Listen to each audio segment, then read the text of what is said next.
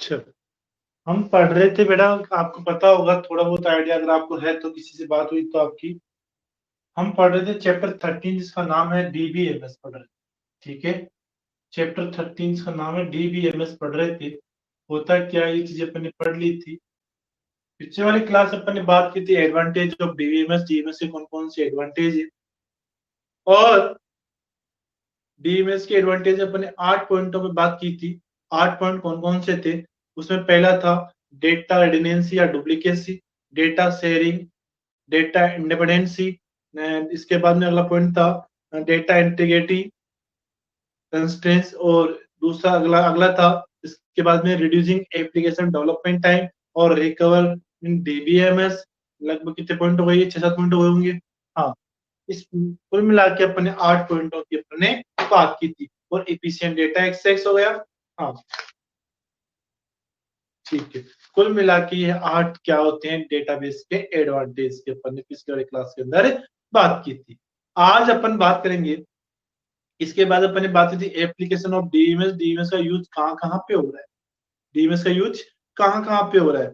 तो डीएमएस का use her जगह जहाँ पे कंप्यूटर यूज हो रहा है वहां पे डीएमएस का यूज भी हो रहा है।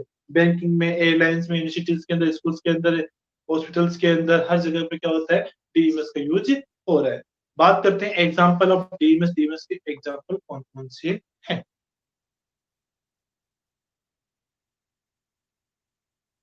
हाँ, एग्जाम्पल ऑफ डीबीएमएस। डीबीएमएस के एग्जाम्पल की बात करूं तो डीबीएमएस के कई सारे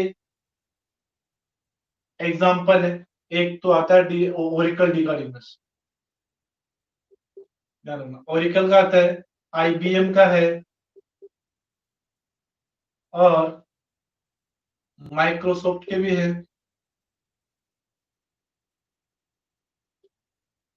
माइक्रोसॉफ्ट के, साइबिस के, और इन्फॉर्मिक्स के। इन्फॉर्मिक्स के, इन सभी कंपनियों के डेटाबेस आपके मार्केट में अवेलेबल है। सबसे जो पावरफुल, सबसे बेस्ट डेटाबेस होता है वो कौन सा होता है? ओरिकल डेटाबेस कौन बनाता है? ओरिकल। ध्यान रखना, ओरिकल एक कंपनी भी है। क्या है? ओरिकल एक कंपनी भी है। इसने ओरिकल नाम से और ओरिकल के कई वर्जन डेटाबेस के निकाले। जैसे मैं बात करूं तो इसने 8i निकाला था, 8i निकाला था, 9i निकाला था, और 10G। इस प्रकार के कई इसने क्या निकाले हैं? क्या निकाले हैं? डेटाबेस निकाले हैं उसने, ओरेकल कंपनी। तो ये ओरेकल कंपनी क्या है? डेटाबेस है। इसी प्रकार से आईबीएम का था डीबी2 नाम का। किस नाम का? डीबी2 नाम का।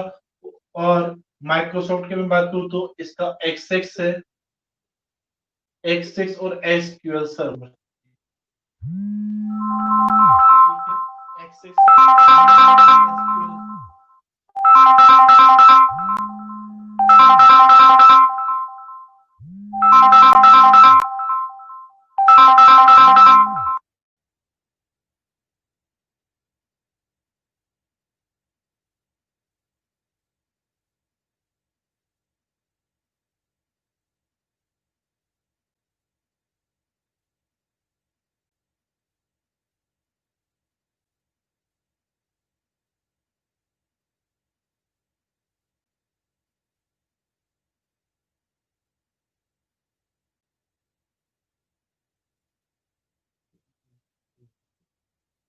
हाँ चलो, हाँ तो माइक्रोसॉफ्ट का एमएस, जो आपने एमएस ऑफिस पढ़ा था, एमएस ऑफिस के अंदर एमएस एक्सेस का है, माइक्रोसॉफ्ट कंपनी का है। और एमएस एक्सेस भी एक डेटाबेस है, मैंने आपको पहले बताया होगा।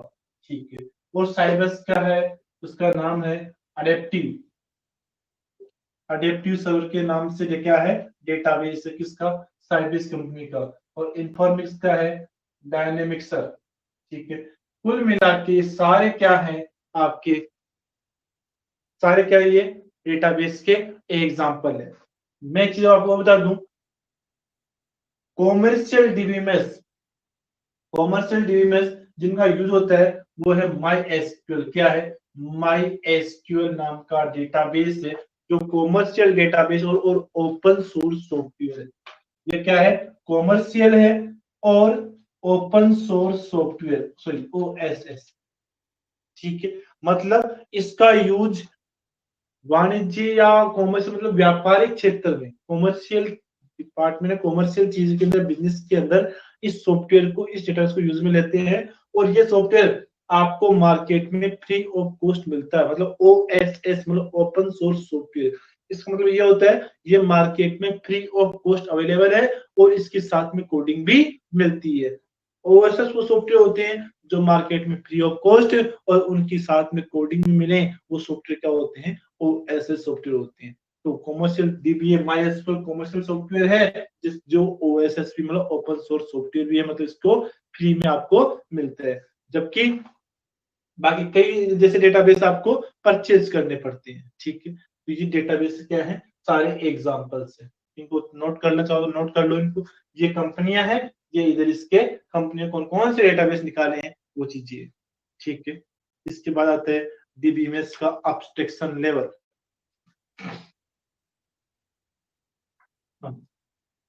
इसको इन्फॉर्मेशन को रहने देना है। जल्दी से नोट कर लो इसको। ये क्या है, DBMS के एग्जांपल है, कौन कौन से DBMS होते हैं।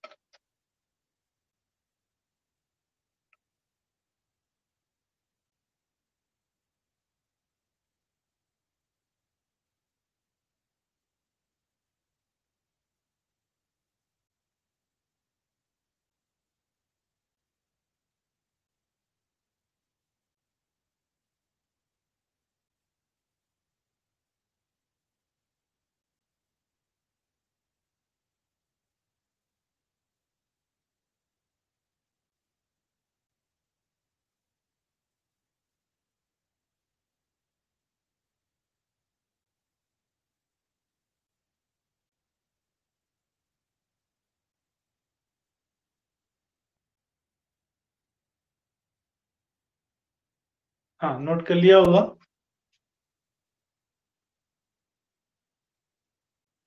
ओके बेटा, ठीक है। हाँ, आगे अपन बात करते हैं एब्स्ट्रैक्शन लेवल, डेटाबेस का एब्स्ट्रैक्शन लेवल का। देखो, हो सकता है समझ में नहीं आ रहा होगा आपको, क्योंकि OS आपको DMS पता नहीं है, DMS होता क्या है। वैसे आपको पता तो होना चाहिए कि अपने 11th में पढ़ा था, ठीक है। 11th में अपन ने SQL DMS पढ़ा था, अगर ध्यान दिया हुआ आपने वहां पे तो। नहीं तो जो रिकॉर्डेड क्लास है वो रिकॉर्डेड क्लास देख लेना, ठीक है। हाँ राहुल, गुड मॉर्निंग बेटा। क्लास का टाइम क्या है राहुल? बेटा क्लास में जल्दी आया करो, क्लास कंटिन्यू रखो और टाइम पे रहा करो। हाँ, तो आज का जो टॉपिक है अब है DBMS का abstraction level, DMS abstraction level और DMS एब्स्ट्रैक्शन लेवल्स।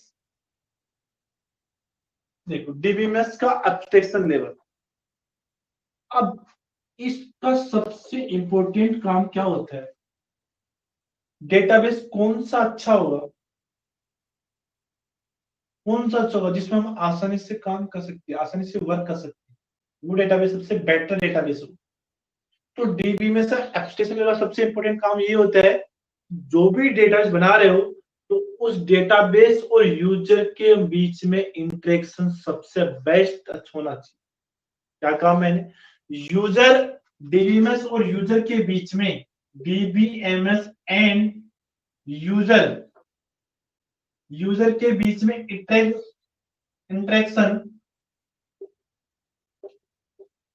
इंटरेक्शन क्या होना चाहिए, अच्छा होना चाहिए, गुड होना चाहिए, बेस्ट होना चाहिए, गुड, ठीक है।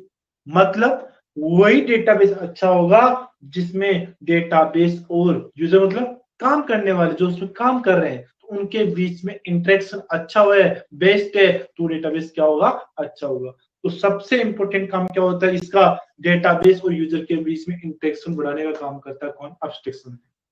इसके लिए कौन होगा कि डेटाबेस में एक तो डेटा को स्टोर करने में आसानी हो और डेटा बेस से डेटा को रिट्रीव प्राप्त करने में हमें क्या हो, आसानी हो। ये दो चीज बेस्ट होगी तो ही हमारा डेटाबेस क्या होगा, बेस्ट होगा। ठीक है। हाँ, तो इसके लिए एब्स्ट्रैक्शन लेवल के 3 लेवल दे रखे। कितने लेवल दे रखे? 3 लेवल दे रखे। पहला लेवल आता है इसके अंदर, एब्स्ट्रैक्शन लेवल के 3 लेवल होते हैं। पहला आता है इसमें फिजिकल लेवल। क्या आता है? Physical level. दूसरा आता है इसमें लॉजिकल लेवल और तीसरा आता है इसमें व्यू लेवल। ठीक है। फिजिकल लेवल को ध्यान रखना, अपन फिजिकल स्कीमा भी बोलते हैं। क्या बोलते हैं? Physical schema.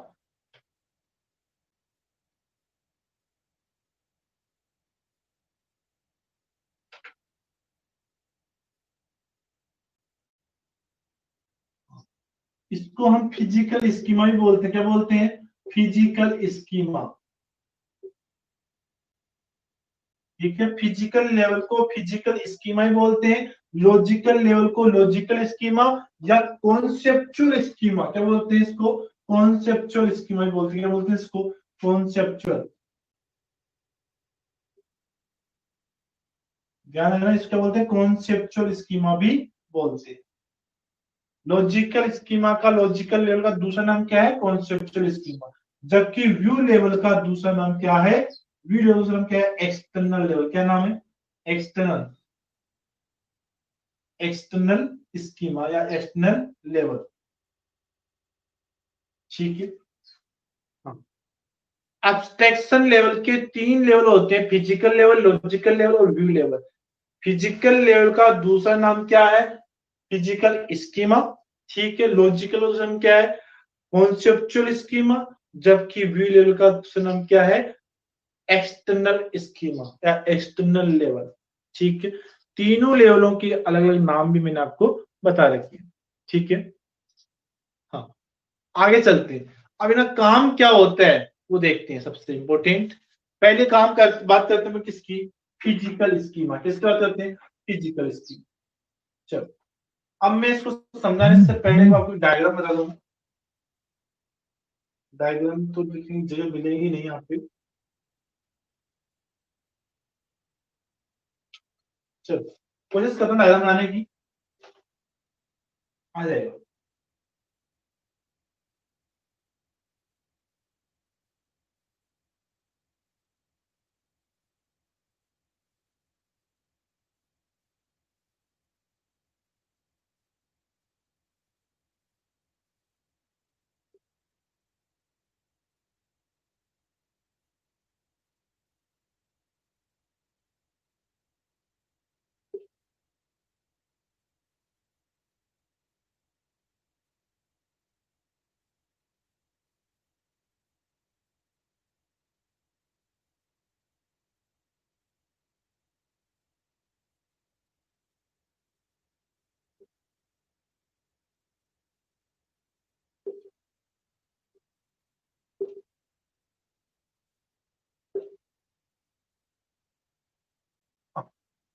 ये एक डायग्राम बनाया मैंने, इसका एब्स्ट्रैक्शन लेवल।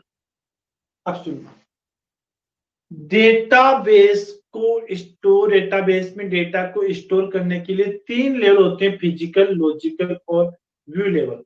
फिजिकल लेवल का काम क्या होता है?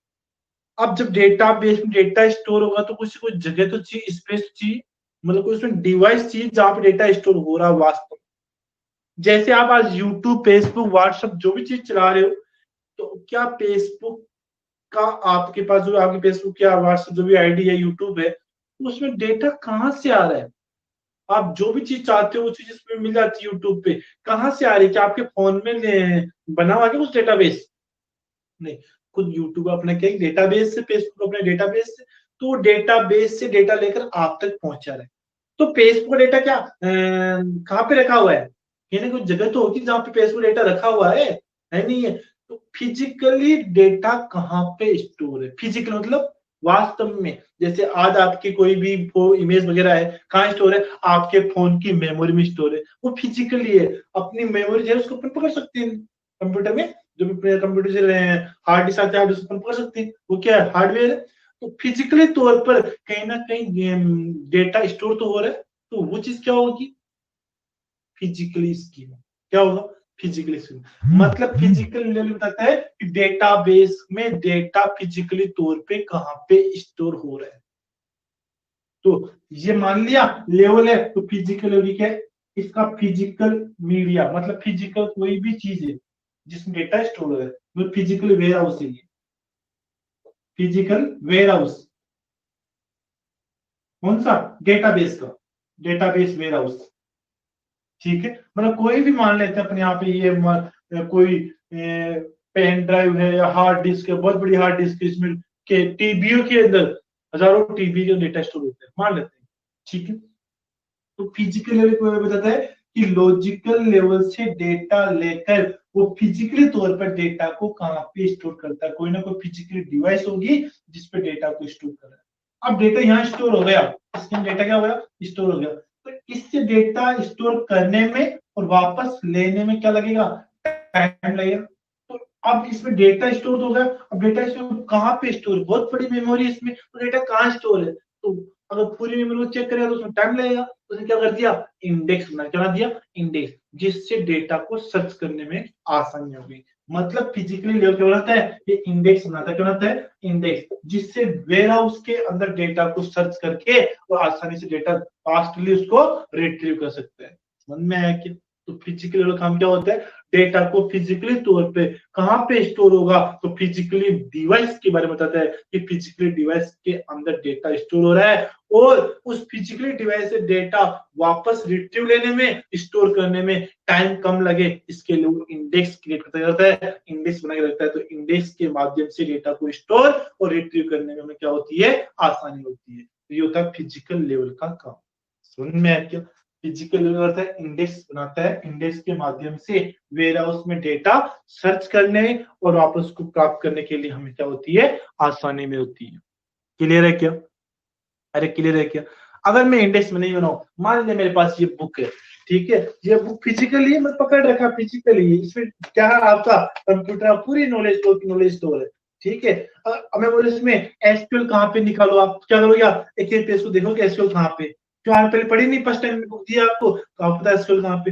लेकिन फर्स्ट टाइम आपको बुक दिए, फिर भी मैंने इसके स्टार्टिंग पे दिया, यहाँ पे इंडेक्स दिया, आज ये एसक्यूएल डीएमएस ये रहा सब 176 पेज में, डायरेक्ट आप वहां पे चले जाओगे।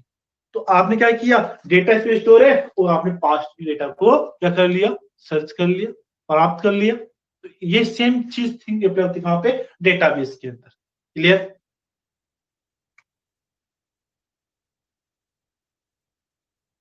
हाँ ठीक है। अगला आता है लॉजिकल लेवल का, किसका आता है, लॉजिकल लेवल या लॉजिकल स्कीमा का काम क्या होता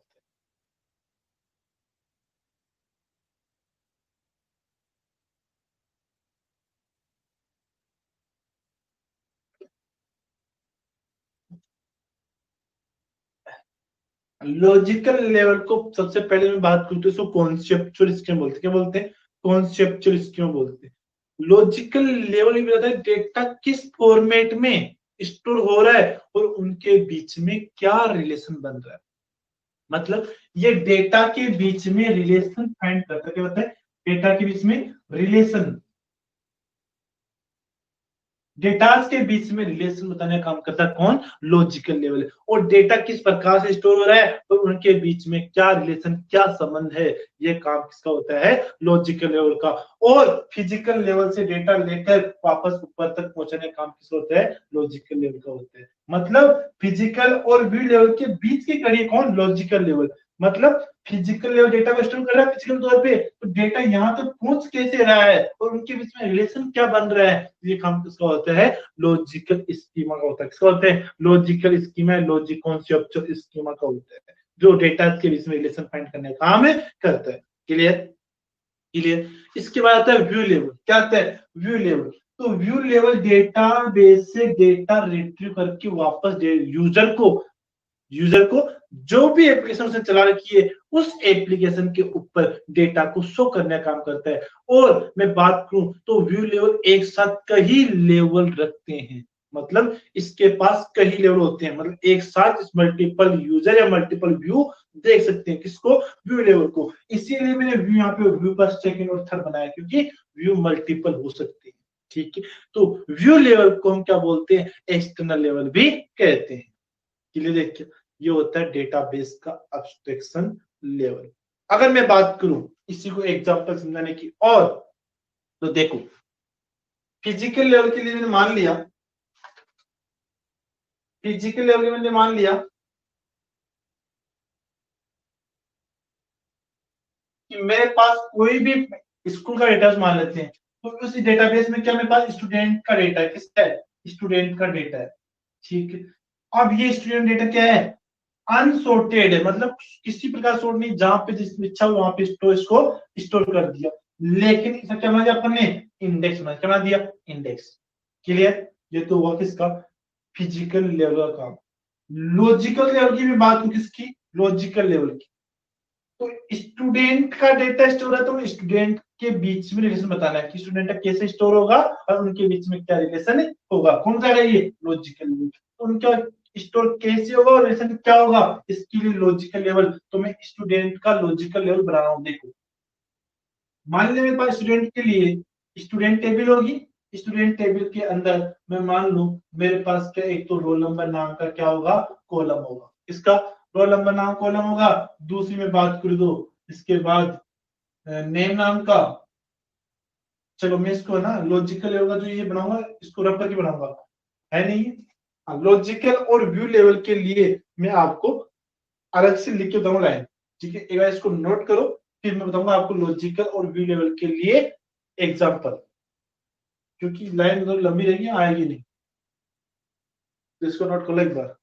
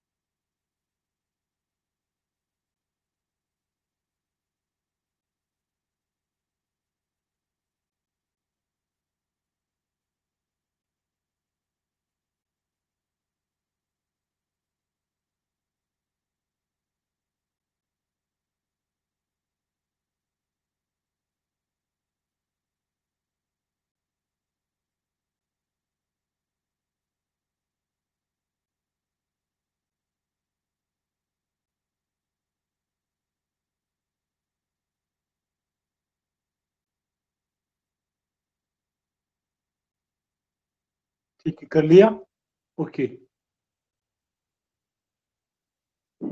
चलो आगे अपन बात करते हैं। और हाँ,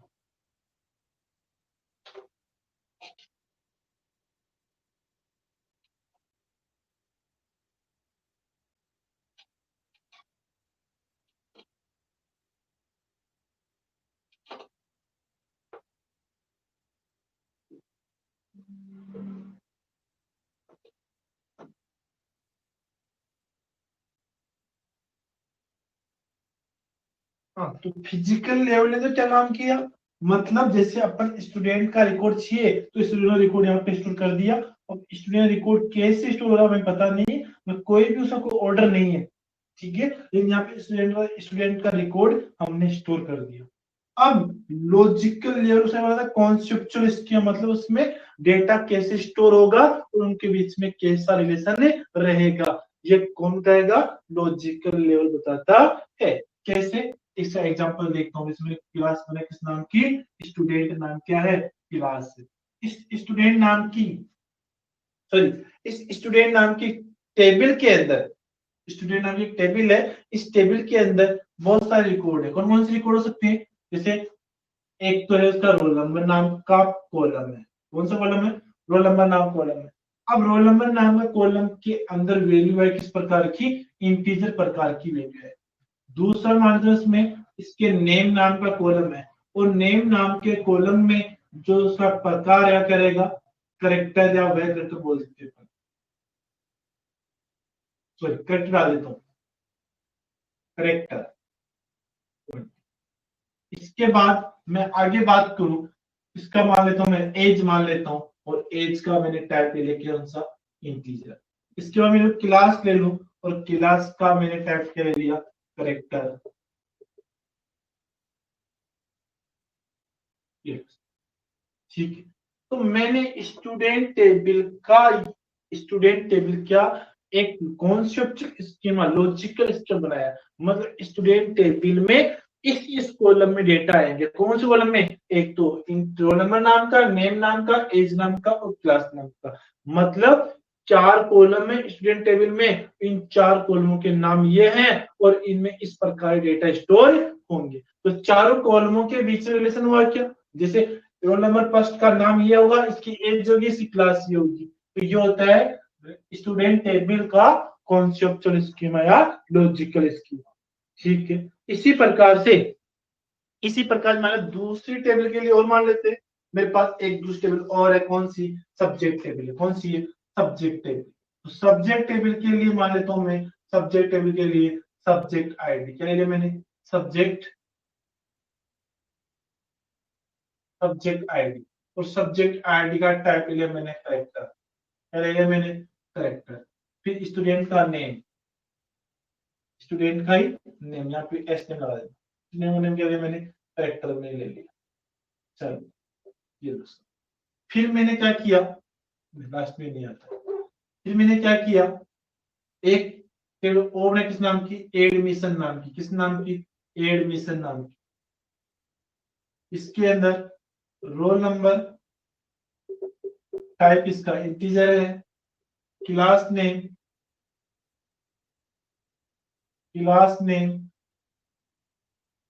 इसका टाइप करेक्टर है। अगला फील्ड का नाम लिया मैंने admission date, admission date, admission date, उसका टाइप के लिए मैंने टाइप इसका डेट ले लिया।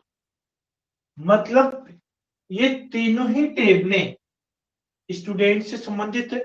मतलब इन तीनों टेबलों में स्टूडेंट का रिकॉर्ड स्टोर होता है, और ये पूरा रिकॉर्ड कहाँ स्टोर हो रहा है, यहाँ पे। तो ये तो हो गया फिजिकल लेवल की बात। कैसे स्टोर हो रहा है, ऐसे स्टोर हो रहा है, इस फॉर्मेट में, इस प्रकार के इनके बीच में संबंध है, जो कौन कहता है, लॉजिकल लेवल। तो डेटा इस फॉर्मेट में स्टोर हो रहा है, और इनके बीच में इस प्रकार से रिलेशन बनेगा। इसलिए बोलते हैं इनको कॉन्सेप्चुअल स्कीमा या लॉजिकल स्कीमा बोले, क्या बोलेंगे, कॉन्सेप्चुअल या लॉजिकल स्कीमा बोलेंगे। अब यहाँ पे क्या हुआ, स्टूडेंट नाम की टेबल में चार कॉलम बनाए, एक तो रोल नंबर नाम का, दूसरा स्टूडेंट नाम का, तीसरा उसका एज नाम का कॉलम, और चौथा उसकी क्लास का नेम का कॉलम। उसी प्रकार से दूसरी टेबल बनाई सब्जेक्ट टेबल। उस सब्जेक्ट टेबल के अंदर मैंने दो कॉलम बनाए, सब्जेक्ट आईडी और सब्जेक्ट का नेम, सब्जेक्ट का नेम, यहाँ पे नेम, सब्जेक्ट का नेम। फिर मैंने तीसरी टेबल बनाई एडमिशन नाम की, उसमें roll number, class name, admission date, तीन नाम के कॉलम बनाए। ठीक है, तो ये होता है कॉन्सेप्चुअल स्कीमा या लॉजिकल स्कीमा। अब इन तीनों ही रिकॉर्ड से, इन तीनों ही रिकॉर्ड से, ठीक है, अब आपको रिकॉर्ड चाहिए, आपको फिर अपनी डिटेल चाहिए, तो आपको अपना ही सिर्फ पूरा रिकॉर्ड नहीं चाहिए ना, कंप्लीट डेटाबेस नहीं चाहिए आपको, है नहीं है, तो ऊपर जाएगा व्यू लेवल। अब व्यू लेवल क्या किया, देखते हैं व्यू लेवल का काम क्या होता है।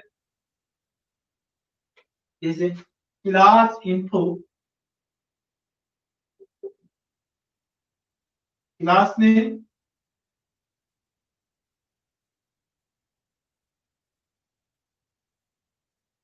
क्लास नेम, करेक्टर, स्ट्रेंथ,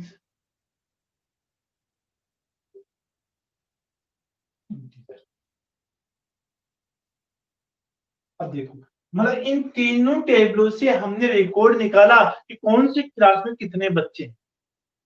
क्या ये रिकॉर्ड अपने यहाँ पे बनाए थे क्या, नहीं बनाए, ये हम इनसे निकाल रहे हैं, इनसे निकाल रहे हैं, तो ये क्या हुआ, व्यू लेवल, क्या हुआ ये व्यू लेवल, मतलब इस रिकॉर्ड से हम निकाल रहे हैं कि कौन सी क्लास में कितने बच्चे हैं। पहले अपने डाला तो नहीं ना चीजें, क्लास स्ट्रेंथ नहीं डाली क्या अपन ने, स्ट्रेंथ नहीं डाली, हमने डाला क्लास का नाम, उस क्लास का रोल नंबर, उस क्लास में कौन सा बच्चा, उसका नाम, उसकी एज और क्लास का टाइप, कौन सी क्लास 11th में 12th में, उन सभी से मान लिया 11th में 4 बच्चे हैं, 12th में 5 बच्चे हैं, बता देगा कि 11th क्लास के अंदर 5 बच्चे, 12th में 4 बच्चे, 10th में 20 बच्चे, 9th में 30 बच्चे, है नहीं, तो ये रिकॉर्ड आपको दिखा रहा है, व्यू कर रहा है, ठीक है, इनसे रिजल्ट निकाल के आपको शो कर रहा है ऑन व्यू लेवल, ठीक है, ये व्यू लेवल, ये फिजिकल लेवल, और ये कॉन्सेप्चुअल स्कीमा या लॉजिकल लेवल, क्लियर है क्या, अरे कोई डाउट है क्या, ध्यान रखना एब्स्ट्रैक्शन लेवल का काम क्या होता है, एक चीज मैं वापस बता दूं आपको, एब्स्ट्रैक्शन लेवल में 3 लेवल होते हैं, फिजिकल, लॉजिकल और view level. Abstraction level user और डेटाबेस के बीच में इंटरेक्शन का काम करते हैं, डेटाबेस को जो डेटा चाहिए वो दिखाएगा, डेटा स्टोर कैसे होगा वो चीज बताएगा, लेकिन डेटाबेस से जितनी इंफॉर्मेशन की आपको जरूरत होगी उतनी ही डेटा इंफॉर्मेशन आपको देगा, बाकी इंफॉर्मेशन क्या है वो आपसे हिडन करेगा। क्या आपको यहाँ पे जैसे आपने दिखाई, ये व्यू लेवल है, व्यू लेवल ने आपको चीज दिखाई, ठीक है, अब यहाँ पे आपको दो चीज दिख रही है, क्लास का नेम और उसकी स्ट्रेंथ, कि जैसे क्लास नेम और क्लास की स्ट्रेंथ, ठीक है, क्लास 12th में 20 बच्चे, 11th में 10 बच्चे, बाकी और क्या है, इसके नाम क्या है, इंफॉर्मेशन क्या है, इनका रोल नंबर क्या है, ये आपको नहीं बताया, ओनली आपको दो चीज बताई, ठीक, अब जितनी चाहिए वो चीज आप डाल दो, उसके अनुसार ही आपको रिजल्ट देगा, कंप्लीट, यानी कंप्लीट डेटाबेस आपको दिखा देगा नहीं, जितनी आपको जरूरत है उतना ही डेटा आपको दिखाएगा, बाकी जो आपके यूजफुल डेटा नहीं है वो आपको नहीं दिखाएगा, उसको आपसे हिडन करेगा, कौन, एब्स्ट्रैक्शन लेवल, समझ में आया कि, दिख रहा है आपको, आपको दो चीज चाहिए थी तो दो चीजें आपको दिखाया, बाकी चीज को आपको नहीं दिखाया, ठीक है, और उसमें तो डेटा तो बहुत कुछ डेटा रखा होता है, जितना आपको रिक्वायरमेंट होती है, जरूरत होती है, उसके हिसाब से आपने कमांड दी, उस कमांड के हिसाब से आपको रिजल्ट मिल रहा है, बाकी अन यूजफुल डेटा जो आपके यूजफुल नहीं है उसको आपसे हिडन कर रहा है, ठीक है, ये होता है एब्स्ट्रैक्शन लेवल का काम, क्लियर है क्या नहीं, क्लियर यहाँ तक, क्लियर, तो इसे नोट करो।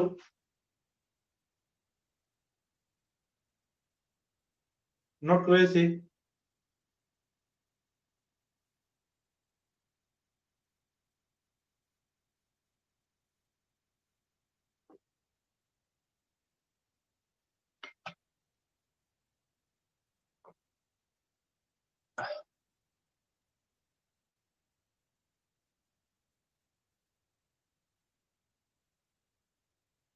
हाँ, नोट कर लो इसके ना, ये तीनों टेबलों के नाम है, इन टेबलों के अंदर ये जो जो ये क्या है, इनके कॉलम है, इस टेबल में 4 कॉलम है, 1 2 3 4, ये कॉलमों का टाइप है, अब ये होता क्या हम पढ़ाएंगे आपको आगे, कॉलम टेबल कैसे बनती है, टेबल का कॉलम का टाइप कैसे होगा, ये सब चीजें पढ़ेंगे अपन।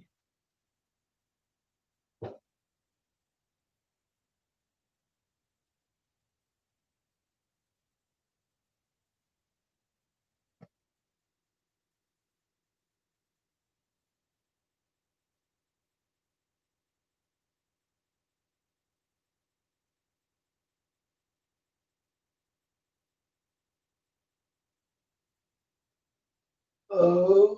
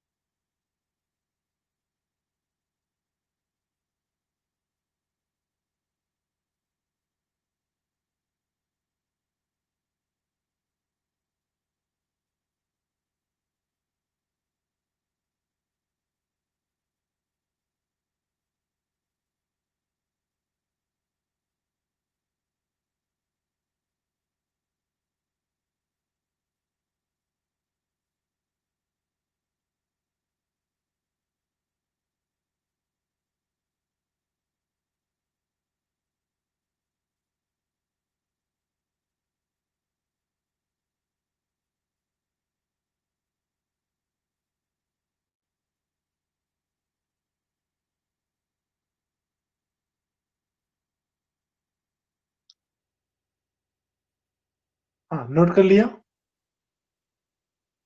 देखो, एक चीज और बताऊं मैं आपको यहाँ पे।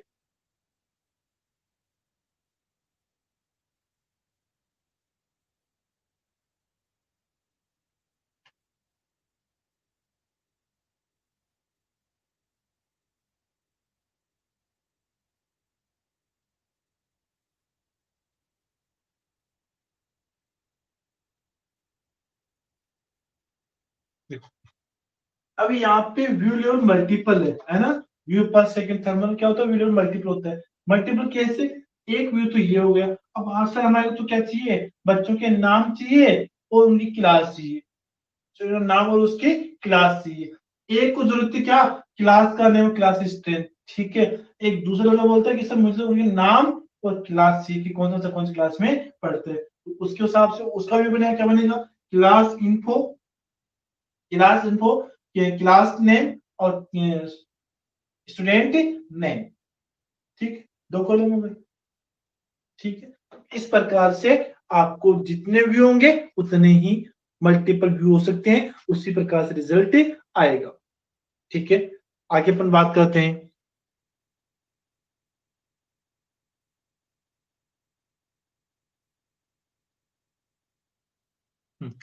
आगे चलो, इसको रब करता हूं मैं, है ना।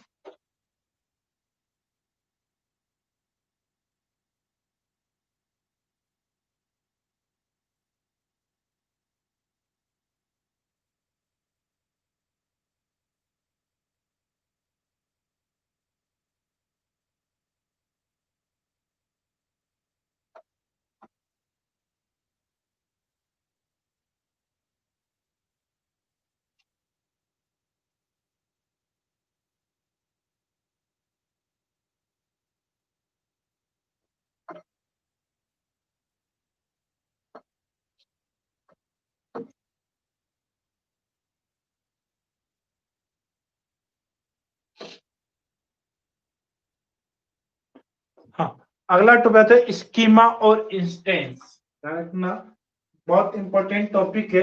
और स्कीमा पर भी पढ़ रहे हैं ना। हाँ, schema and instance. Instance, schema और इंस्टेंस क्या होता है, इंपॉर्टेंट टॉपिक है, बहुत इजी टॉपिक भी है। सुनना,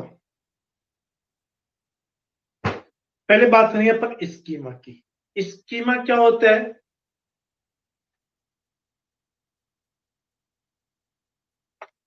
एक प्रकार से मैं बात करूं स्कीमा की, होता है overall design, overall design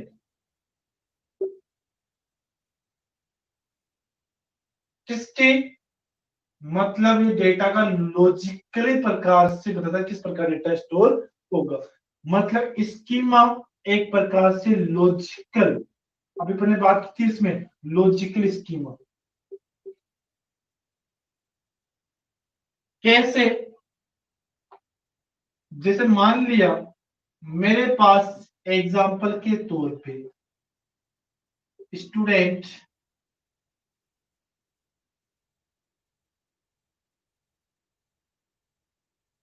role number, type इसका इंटीजर है, नेम टाइप इसका कैरेक्टर है, एज टाइप इसका इंटीजर है, आई कोमा लगा के क्लास टाइप इसका कैरेक्टर है। मतलब किसी भी टेबल की, जो भी डेटाबेस में आप टेबल बना रहे हो उस टेबल की ओवरऑल डिजाइन, टेबल में डेटा कैसे स्टोर होगा, मतलब एक प्रकार से किसी भी टेबल का स्ट्रक्चर, किसी भी टेबल का ढांचा क्या कहलाता है, उसका स्कीमा कहलाता है। किसी भी टेबल का स्ट्रक्चर, ढांचा और डिजाइन उसका स्कीमा कहलाता है। अभी पहले बात की थी, जैसे मैं बात करूं मुझे टेबल बनानी किसकी, स्टूडेंट टेबल बनानी है, तो क्या स्टूडेंट टेबल में ये रो सब एक टेबल बन गई क्या, क्या टेबल बन गई क्या। हाँ, आपने टेबल नहीं बनी, ये तो क्या हो गया, रो और कॉलम से क्या बना दिया कि ग्राफ्स बना दिया, क्या कोई ग्राफिक से इमेज बना दी। अब ये टेबल किसकी है क्या है पता नहीं, ये टेबल नहीं कह सकते अपने इसको, ठीक है। ये इसको बनाएंगे अपन स्टूडेंट टेबल बनाने के, बनाने इसको स्टूडेंट टेबल, तो स्टूडेंट टेबल कौन कौन से कॉलम होंगे, एक तो मान लो रोल नंबर होगा, एक नेम नाम का होगा, एक एज होगा, एक क्लास होगा, ठीक है। अब इससे पता लग रहा है कि हाँ स्टूडेंट के लिए बन रहे हैं, क्योंकि स्टूडेंट का रोल नंबर, नेम, एज और क्लास 4 चीज ले रहा है, स्टूडेंट की 4 चीज ले रहा है, नेम, रोल नंबर, एज और क्लास। तो ये क्या हुआ कि अब इसके अंदर डेटा स्टोर होगा, इसके अंदर डेटा स्टोर होगा, लेकिन रोल नंबर का टाइप क्या लगा दिया, इंटीजर, क्या लगाया, इंटीजर, नेम क्या लगाया, करेक्टर, एज का इंटीजर, क्लास का करेक्टर, ठीक है। मतलब इसमें जो डेटा आएगा अब यहाँ पे वो इसी प्रकार का है जिसका आपने रखा है, इंटीजर इंटीजर, फ्लोट तो फ्लोट, करेक्टर तो करेक्टर। अब यहाँ पे रोल नंबर के ऊपर आपने इंटीजर लगाया तो मतलब रोल नंबर क्या बाउंडिंग, इंटीजर वैल्यू आएगी, क्या आएगी, 1 2 3 4, ये नहीं 1.5 नहीं ले सकते, क्यों, आप चाह के भी नहीं ले सकते, क्यों, क्योंकि आपने क्या लगा दिया, इंटीजर लगा दिया, है नहीं। अगर आप यहाँ इंटीजर नहीं लगाते तो आप 1.5 रख सकते थे, है नहीं। तो आपने डिजाइन कर दिया, उसका स्ट्रक्चर ना दिया, क्या लगा के कि रोल नंबर का टाइप क्या होना चाहिए, इंटीजर ही होना चाहिए, ठीक है। तो ये क्या हो गया, इंटीजर। इसी प्रकार से नेम को क्या लगाया, कैरेक्टर लगा दिया। अब आप नेम किसे, नेम यानी किसी भी स्टूडेंट का नेम आप यहाँ पे 1 2 3 या 4 5 6 नहीं रह सकते, चार के भी, क्यों, इसका टाइप क्या है, करेक्टर है, मतलब आपको कुछ ना कुछ करेक्टर देना पड़ेगा, जैसे एबीसी किसी का नाम है, किसी का BCD है, XYZ है नहीं, इस प्रकार से नाम दे सकते हैं, ठीक है। इसी प्रकार से एज इंटीजर लेंगे, 10 12 11 जो भी है, क्लास में अलग करेक्टर प्रकार चलेंगे, क्लास का टाइप क्या, करेक्टर, मतलब 12th 11th 12th या 12th स्कूल, ठीक है। इस प्रकार से हम क्या करेंगे, डेटा को स्टोर करेंगे। तो किसी भी टेबल का स्ट्रक्चर लॉजिकली व्यू, उसकी डिजाइन, डेटा उसमें किस प्रकार से स्टोर होगा, वो क्या कहलाता है, उसका स्कीमा कहलाता है। तो इसे बोलते हैं स्कीमा या लॉजिकल चीज, किसको, कि स्टूडेंट टेबल के अंदर ये 4 कॉलम लिए हैं, ये 4 कॉलम का टाइप इस प्रकार से है, इन 4 कॉलम में डेटा स्टोर होगा, ठीक है। अरे ये जो चीज अपन ने बनाई है, ये इसको देखते हुए ही अपन ने बनाई है, इसको देखते हुए ही अपन ने बनाई है, ठीक है। तो क्या रहेगा उसका स्कीमा किसका? जिसका बनाया गया स्टूडेंट टेबल और स्टूडेंट टेबल का स्कीमा है। किसका स्कीमा है? स्टूडेंट टेबल का स्कीमा। क्लियर है क्या? अरे स्कीमा क्लियर है क्या?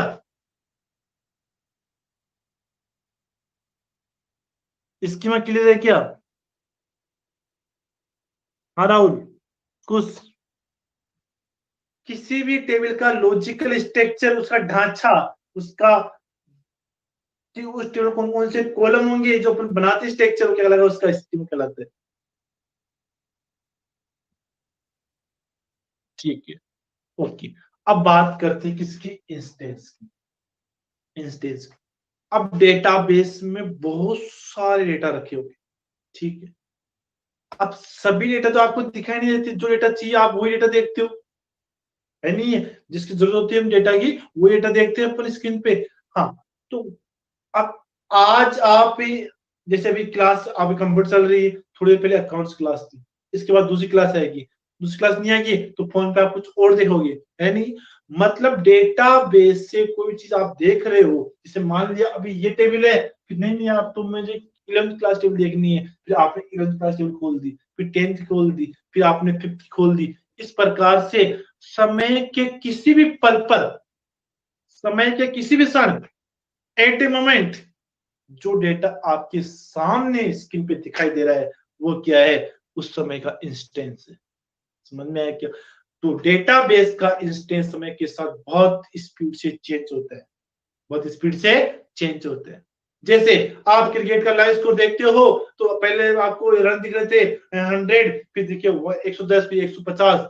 तो जो आपको वर्तमान में एट ए प्रोग्रेस दिखाई दे रहा है, उस समय किसी समय के पल जिस समय आप देख रहे हो उस समय आपको रिजल्ट चेंज मिल रहा है, वो क्या है? इंस्टेंस।